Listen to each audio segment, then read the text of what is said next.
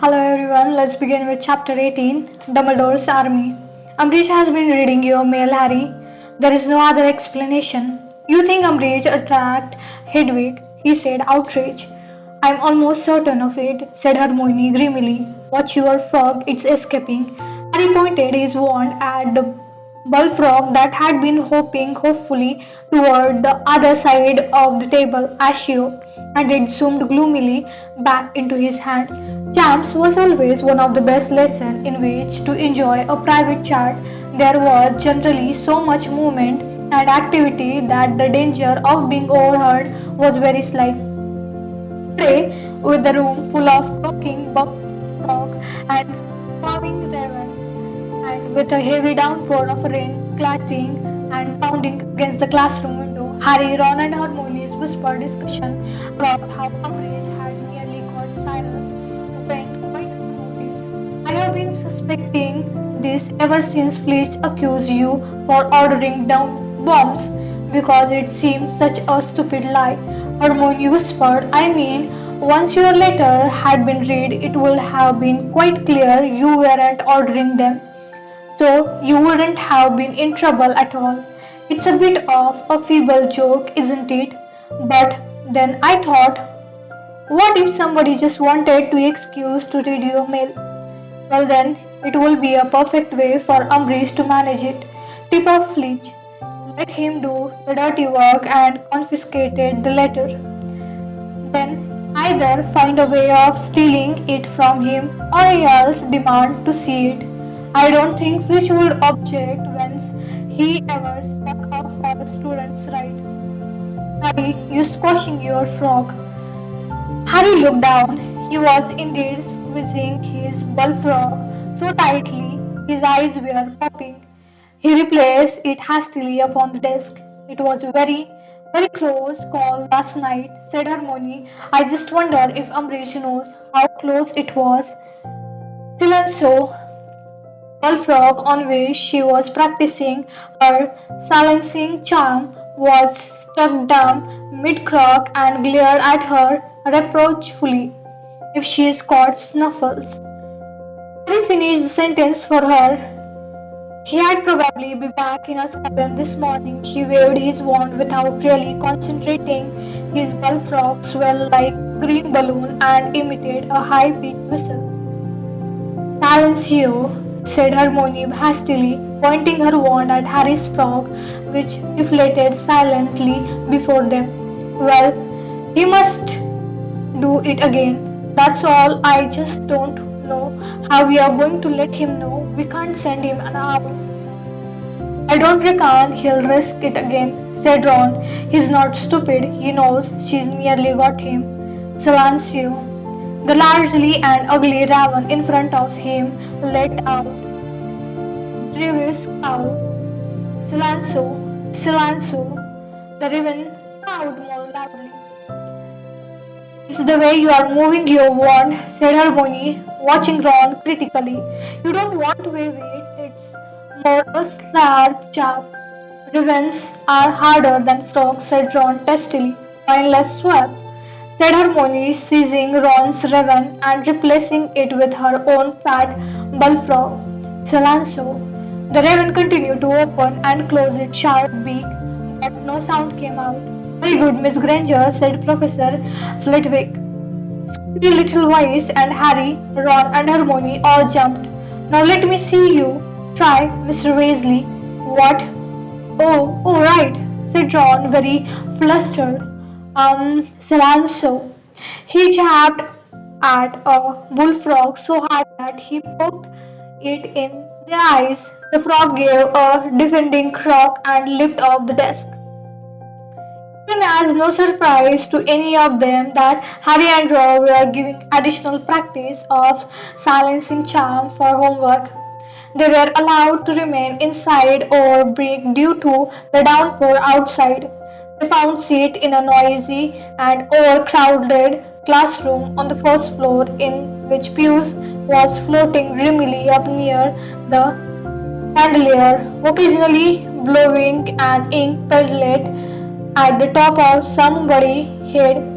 They had just barely sat down when Angelina came struggling toward them through a group of gossiping students. I have got permission, she said, to reform the Quiz team. Excellent, said John and Harry together. Yeah, said Angelina, beaming. I went to McGonagall and I think she might have appealed to Dumbledore. Anyway, Umbridge had to give in. Ah, so I want you down at the beach at 7 o'clock tonight. Alright, because we have got to make up time. You realize we are only 3 weeks away from our first match.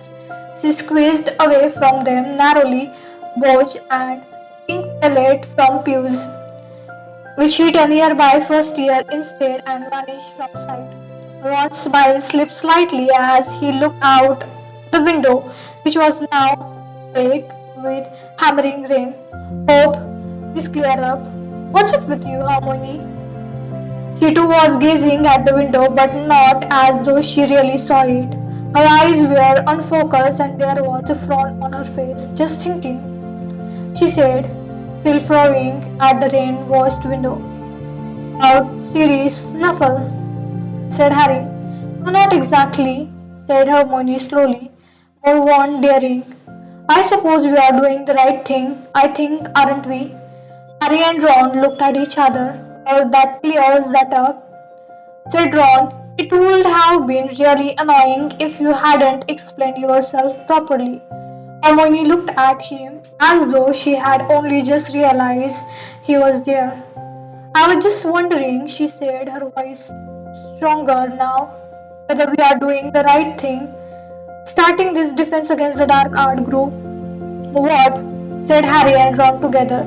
"Hermione, it was your idea in the first place," said Ron indigently. "I know," said Hermione, twisting her finger together, "but after talking to Snuffle."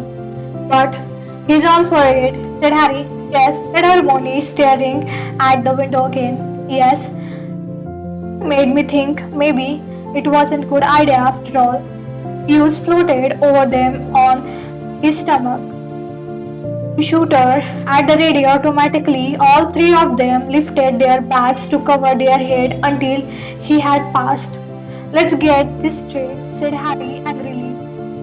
As they put their bag back on the floor, Cyrus agreed with us, so you don't think we should do it anymore? Hermione looked tense and rather miserable. Now staring at her own hand, she said, "Do you honestly trust his judgment?" "Yes, I do," said Harry at once.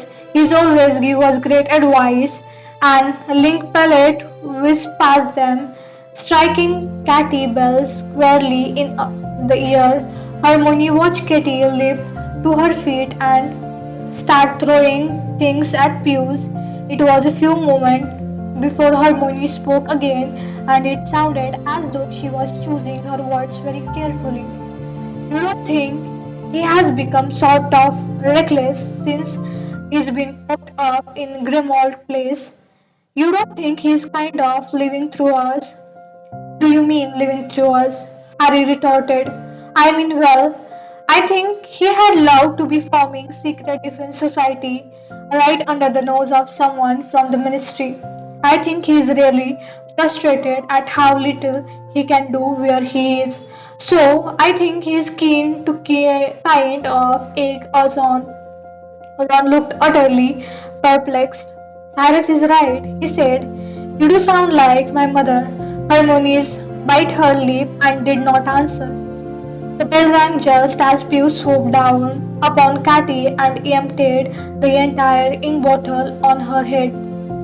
The weather did not improve as the day wore on. So that 7 o'clock that evening, when Harry and Ron went down to the Quidditch pitch for practice, they were soaked through within a minute, their feet slipping and sliding on the sodden grass. The sky was deep, thunder grey, and it was a relief to gain the warmth and light of changing room, even if they knew the respite was only temporary. They found Fred and George debating whether to use one of their own skiving snack box to get out of line. "But I bet she had know what we had done," Fred said out of the corner of his mouth. If only I hadn't offered to sell her some pumpkin pastels yesterday. We could try the favor fudge, George muttered. No one's seen that yet. Does it work? Inquired Ron hopefully, as the hammering of rain on the roof intensified and wind all around the building. Well, yeah, said Fred, your temperature will go right up, but you get their massive pus-filled boils too, said George, and we haven't worked out how to get rid of them yet. I can't see any boils, said Ron, staring at twins. No, well, you wouldn't, said Fred darkly. They are not in place we generally display to public, but they make sitting on a broom a right pain in the. All right, everyone, listen up, said Angelina loudly, emerging from the captain's office. I know it's not ideal weather, but there is a good chance we'll be playing Slytherin in conditions like this. So it's a good idea to work out how we are going to cope up with them. Harry, didn't you do something to your glasses to stop rain fogging them up when we played Hufflepuff in the storm? Hermione did it, said Harry. He pulled out his wand, tapped his glass, and said, Impervious. I think we'll all out to try that, said Angelina. If we could just keep the rain off our faces, it would really help visibility. All together, come on, Impervious. Okay, let's go. They all stored their wand back in inside pocket of their robes, shouldered their broom, and followed Angelina out of the changing room. They splashed through the deepening mud to the middle of the pitch. Visibility was still very poor, even with the Emperor's charm. Light was fading fast, and curtains of rain were sweeping the ground. All right, on my whistle, shouted Angelina.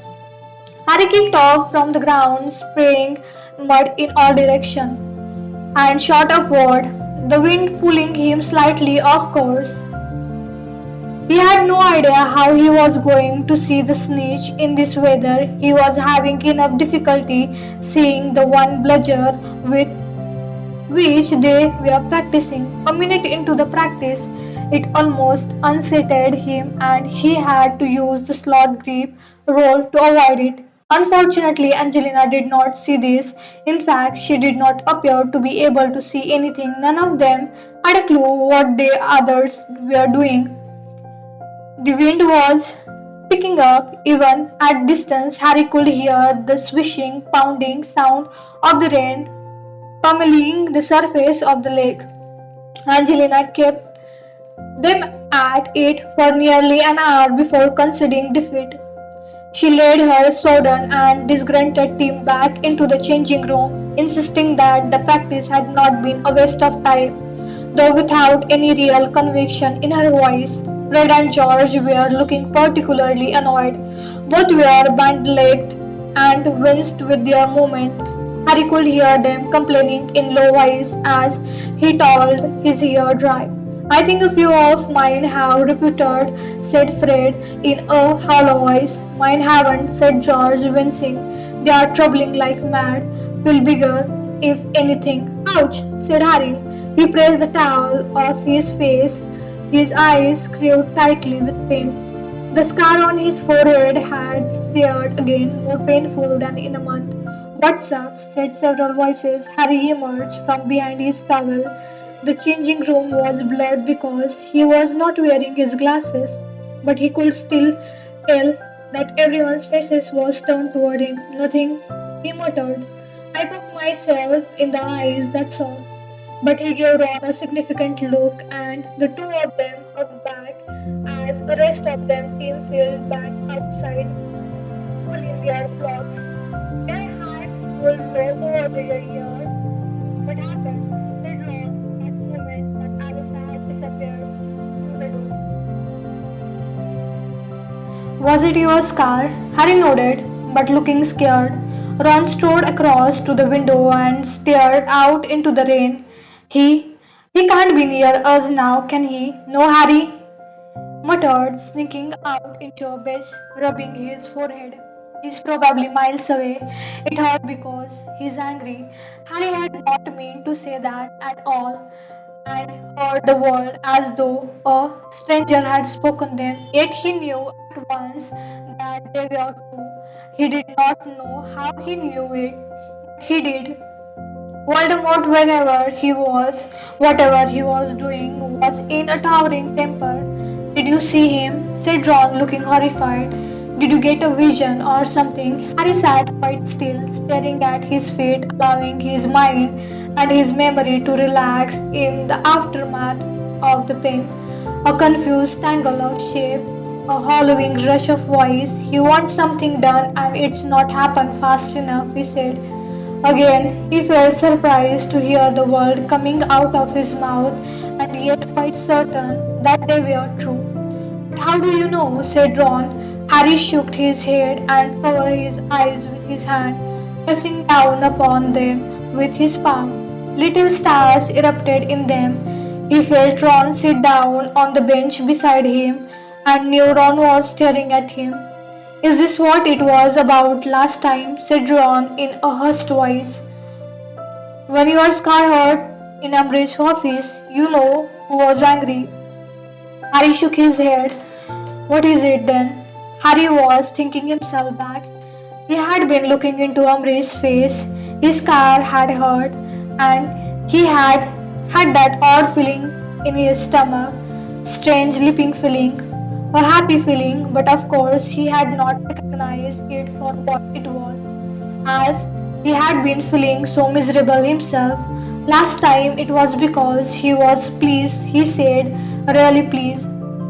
He thought something good was going to happen, and the night before we came back at Hogwarts, he thought back to the moment when his car had hurt so badly in his and Ron's bedroom in Grimmauld Place. He was furious.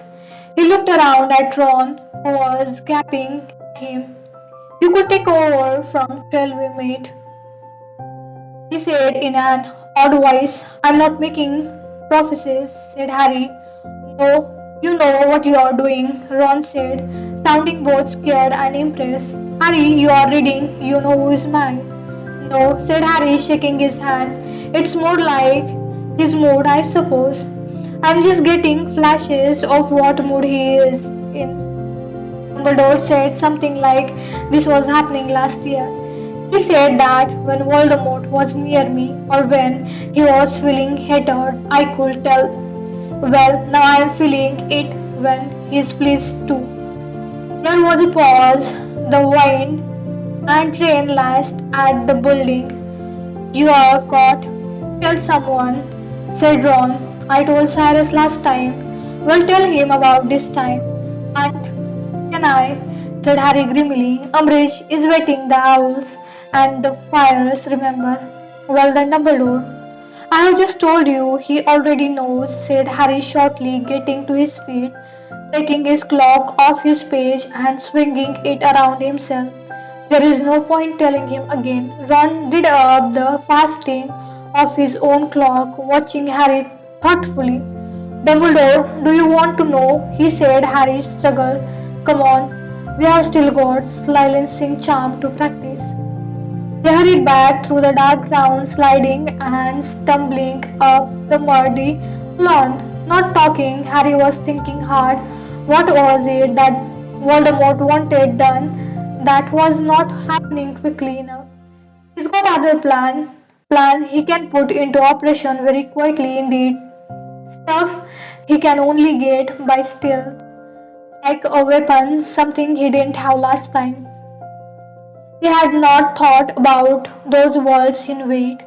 He had been too absorbed in what was going on at Hogwarts, too busy dwelling on the ongoing battle with Umbridge, the injustice of all the ministry's interference.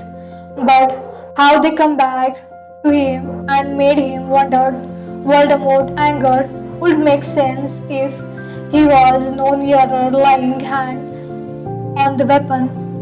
Whatever it was had the order thwart him, stopped him from seizing it. Where was it kept? Who had it now? Embellished by Eltonia, said Ron's voice, and Harry came back to his senses just in time to clamber through the portrait hole into the common room.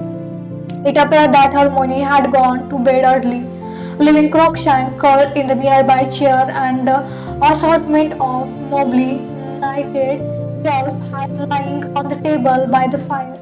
Harry was rather grateful that she was not around because he did not much want to discuss his car hurting and have her urge him to go to Dumbledore too.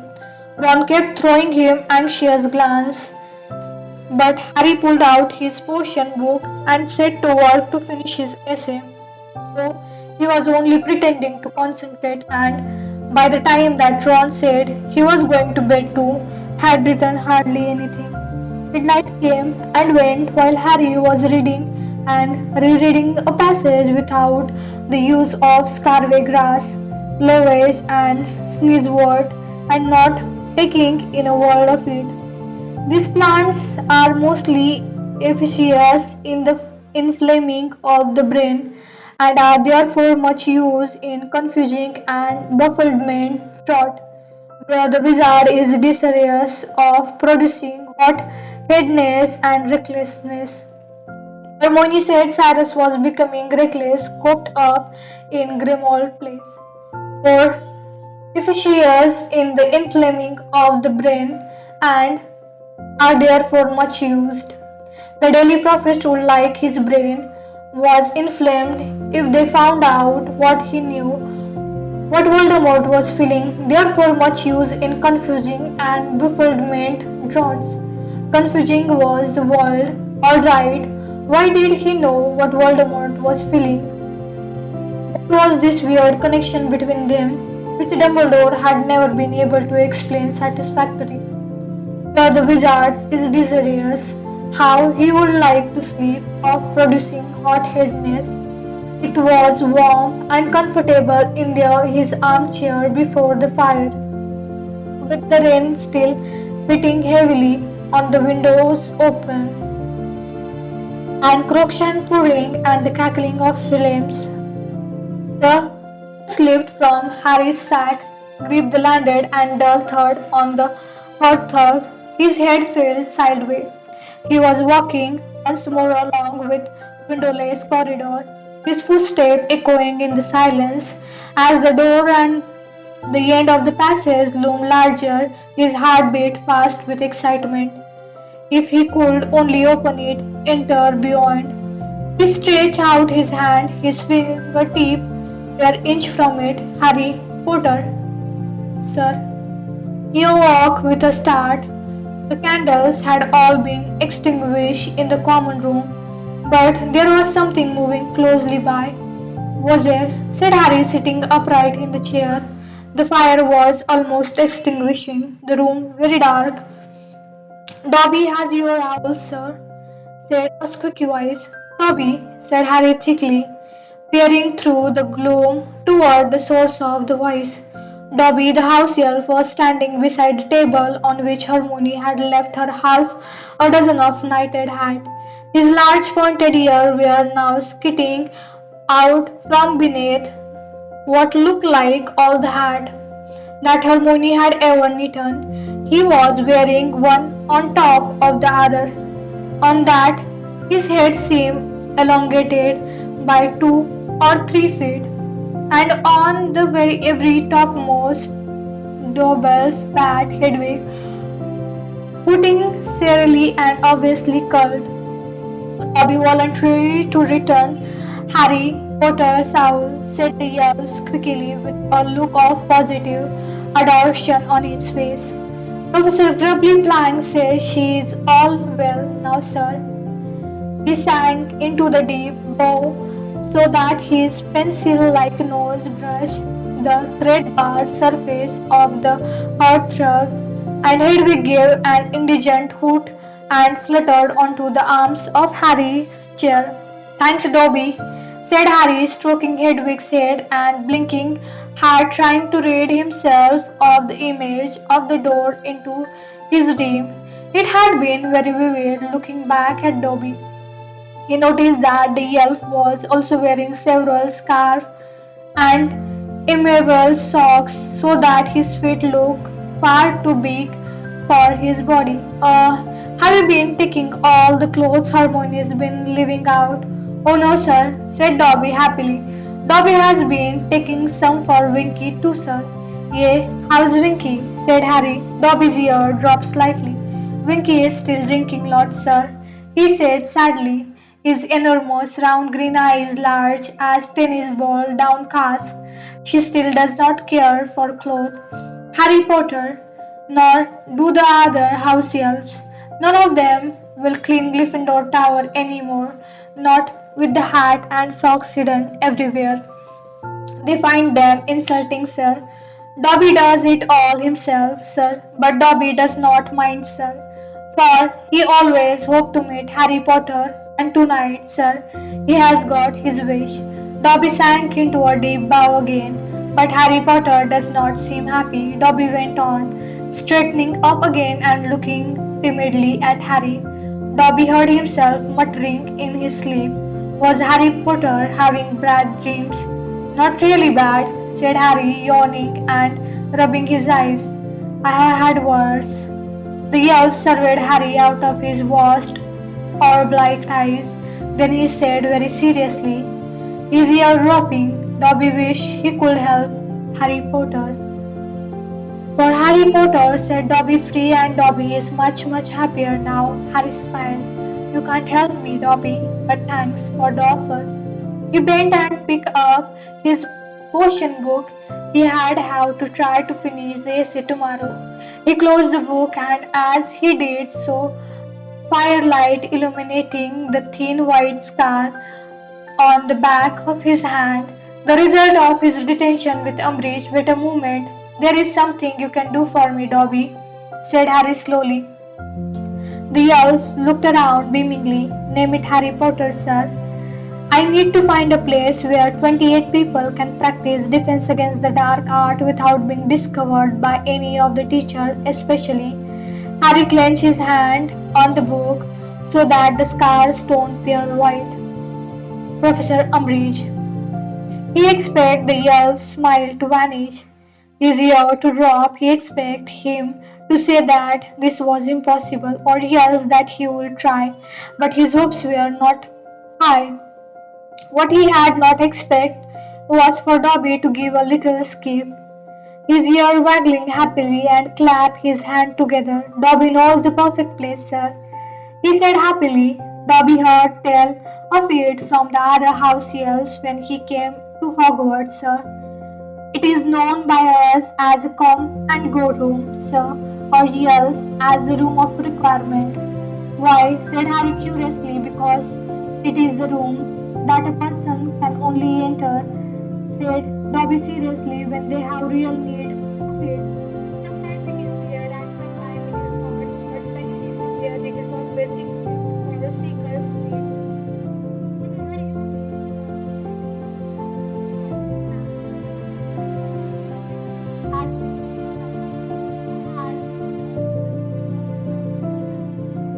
has found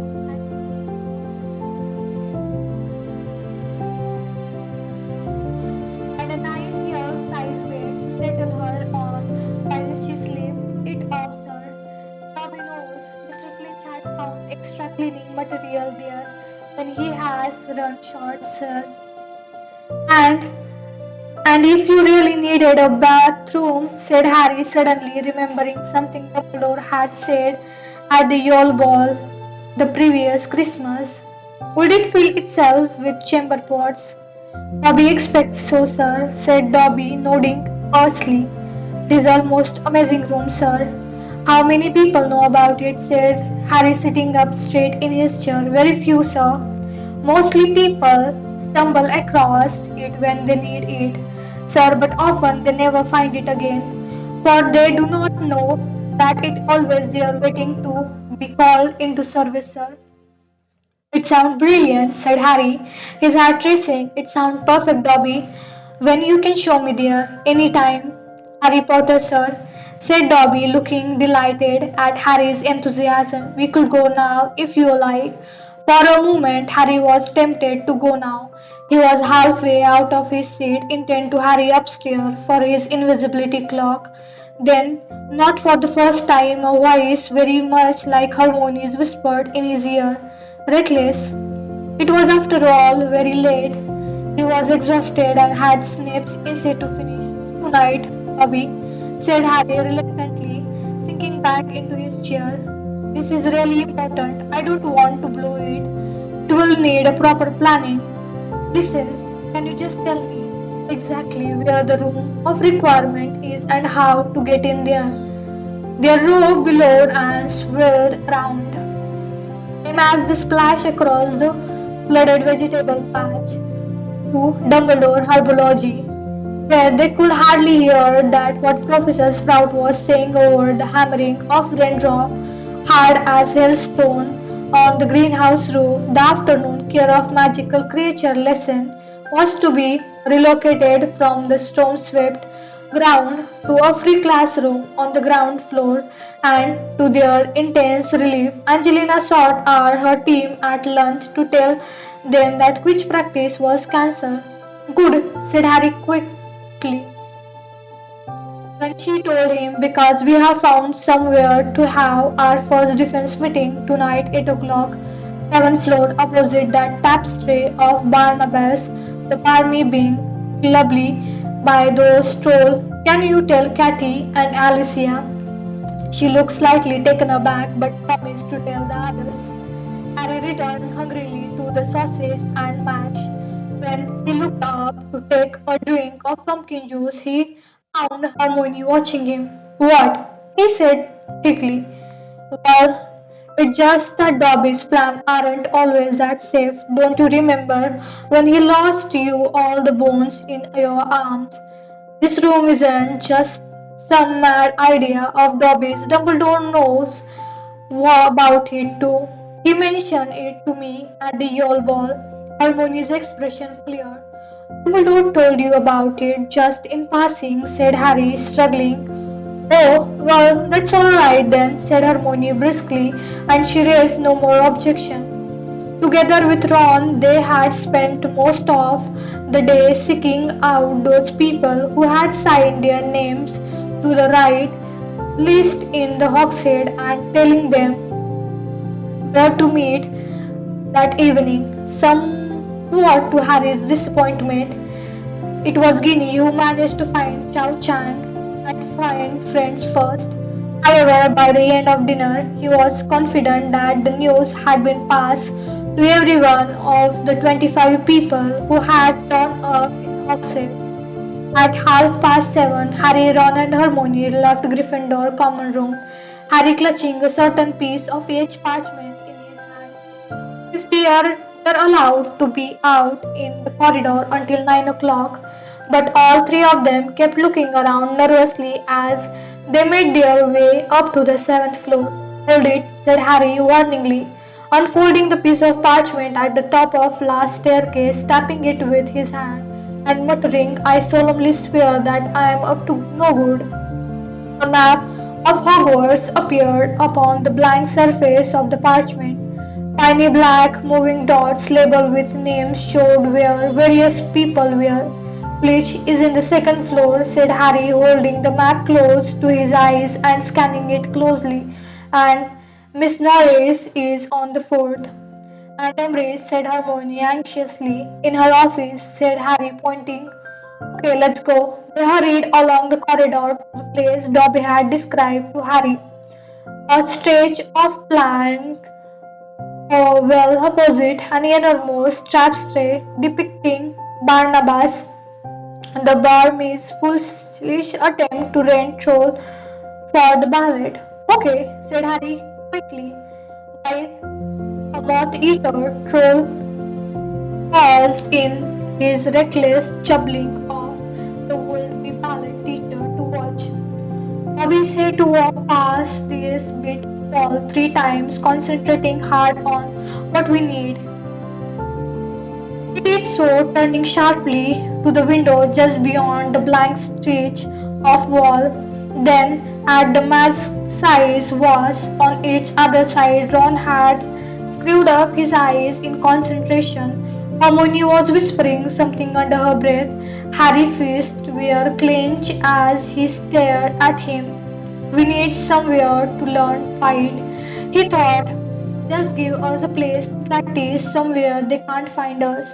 Harry, said Hermione sharply as they wheeled around after the third walk passed. A highly polished door had appeared in the wall. Ron was staring at it, looking slightly wry. Harry reached out, seized the brass handle, pulled open the door, and led the way into a spacious room lit with flickering torch like those that illuminating the dragon's floor below. The walls were lined with wooden bookcases, and instead of chairs, there were large-scale cushions on the floor. A set of shelves at the far end of the room carried a range of instruments such as snakescopes, sensory sensors, and a large crackle-foil glass that Harry was sure had hung the previous year in the fake Moody's office.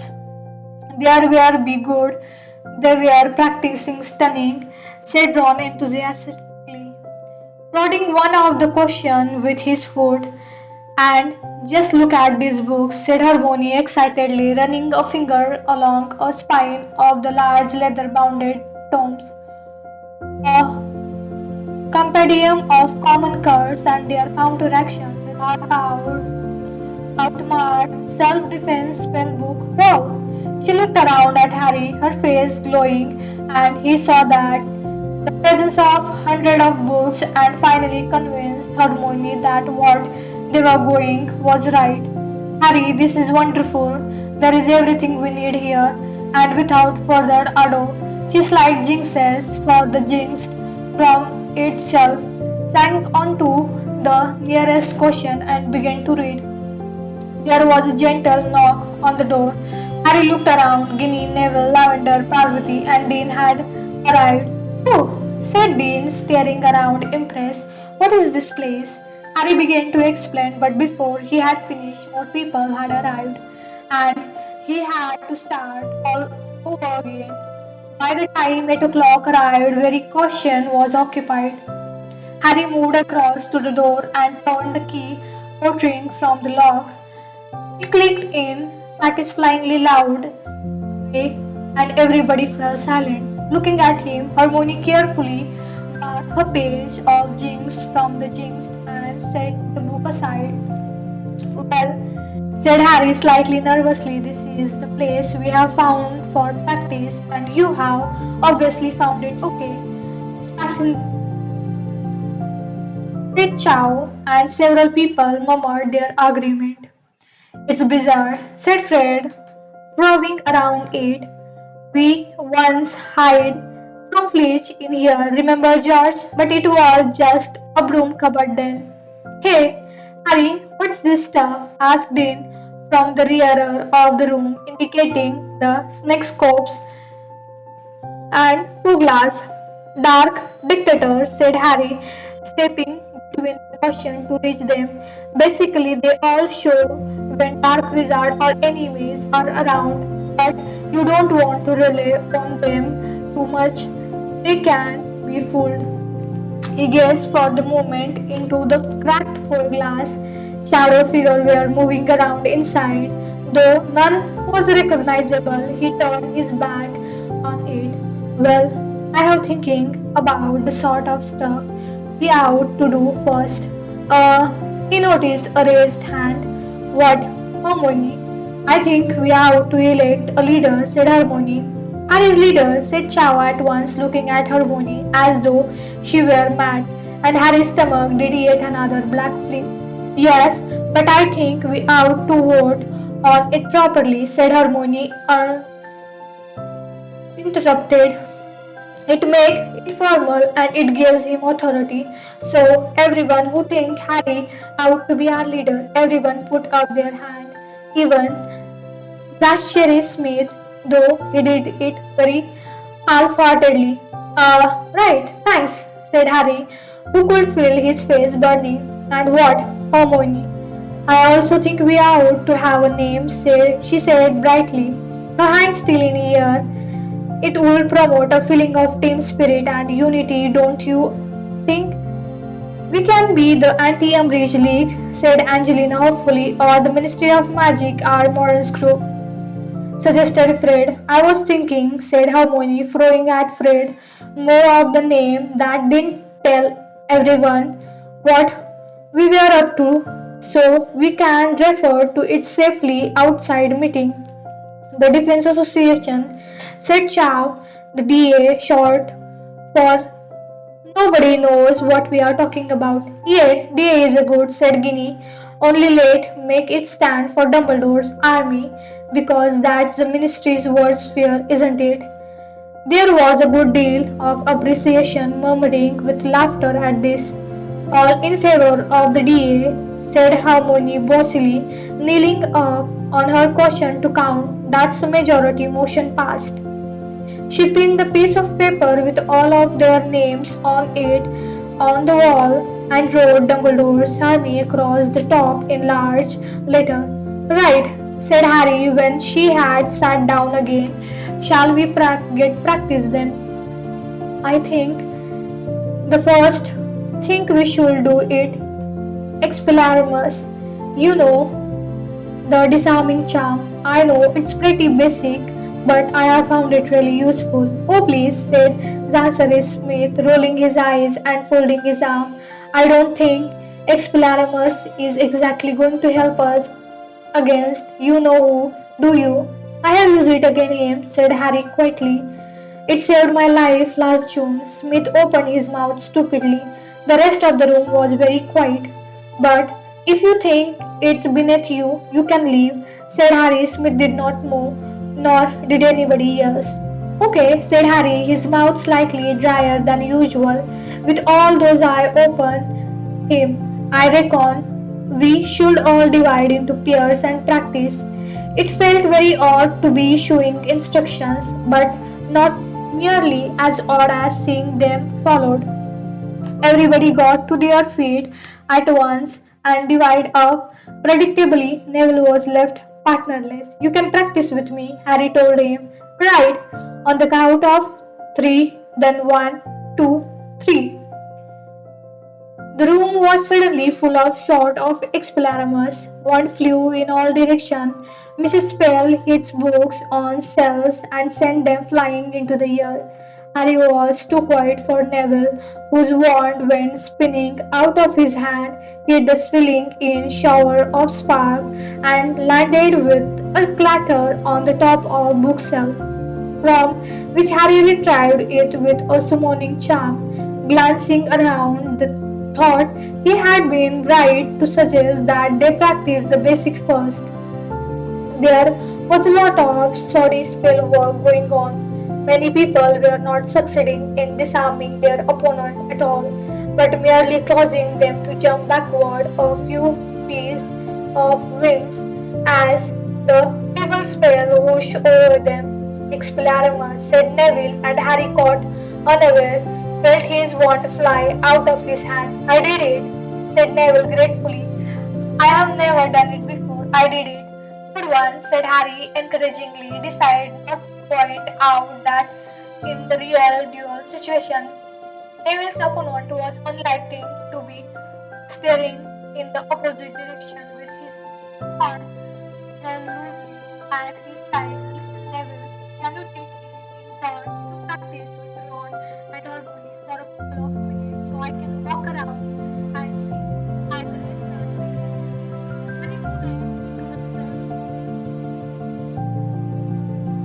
Something very odd was happening to Zachary's Smith. Every time he opened his mouth to disarm Anthony Goldstein, his own wand would fly out of his hand. Yet Anthony did not seem to be making a sound. Harry did not have to look far for the situation of the mystery. However, Fred and George were several feet from Smith and taking it in turn to point their wand at his back. Sorry, Harry, said George hastily. When Harry caught his eye, couldn't resist. Harry walked around the other pair, trying to correct those who were doing the spell wrong. Ginny was teamed up with Michael Corner. She was going very well, whereas Michael was either very bad or unwilling to jinx her. Ivy Macmell was flourishing her wand unsuccessfully, giving his partner time to get in under his guard. The Creevy brothers were enthusiastic but erratic and merely responsible for all the books slipping off the shelves around them. Luna Lovegood was similarly patchy, occasionally sending Justin Finch Fatway's wand spinning out of his hand, all other times merely causing the hair to stand on the end. Okay, stop, shouted Harry. Stop, I need a whistle, he thought, and immediately spotted one lying on the top of the nearest straw of book. He caught it up and blew harder. Everyone lowered your wand. That wasn't bad, said Harry, but there is definite room for improvement. Zachary Smith glared at him. Let's try again. He moved off around the room again, stopped there, and there to make suggestions. Slowly, the generally performance improved. He avoided going near Chow and her friend of a while, but after walking twice around every other pair in the room, felt he could not ignore them any longer. Oh no, said Chow rather wildly as approached Expelliarmus. I mean, Expelliarmus. Oh sorry, Merita. Her curly hair friend sleeve had caught fire. Marita extinguished it with her own wand and glared at Harry as though it was his fault. You made me nervous. I was going all right before then, Chao told Harry ruefully. That was quite good, said Harry lied, but when she raised her hand borrowed, he said, well, no, it was Lucy, but I know you can do it properly. I was watching from over there, she laughed. Her friend Marita looked at them rather sorely and turned away. Don't mind her, Chao muttered. She doesn't really want to be her, but I made her come with me. Her parents have forbidden her to do anything that might upset a bridge. You see, work at ministry. What about your parents? Asked Harry. Well, they have forbidden me to go on the wrong side of Umbridge too, said Chow, drawing herself up proudly.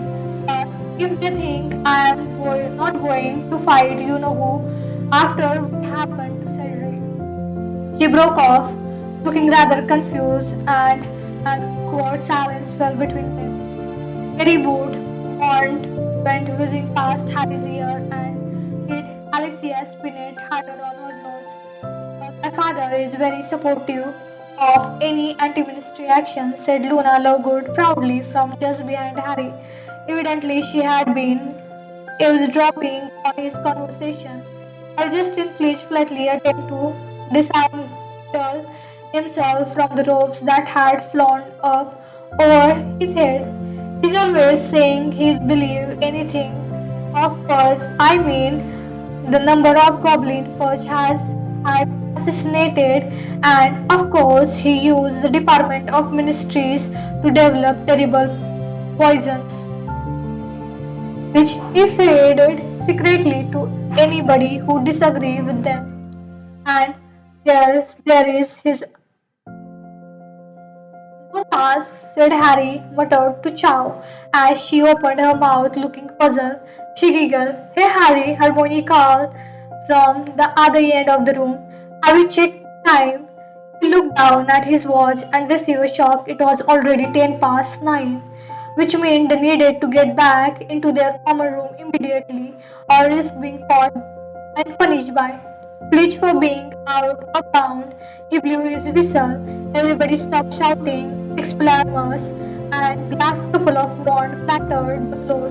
Well, that was pretty good, said Harry. We have overrun. We had better leave it here. Same time, same place, next week, sooner, said Dean Thomas eagerly, as many people nodding in agreement. Angelina, however, said quietly, the quiz session about to start, we need to team practice too.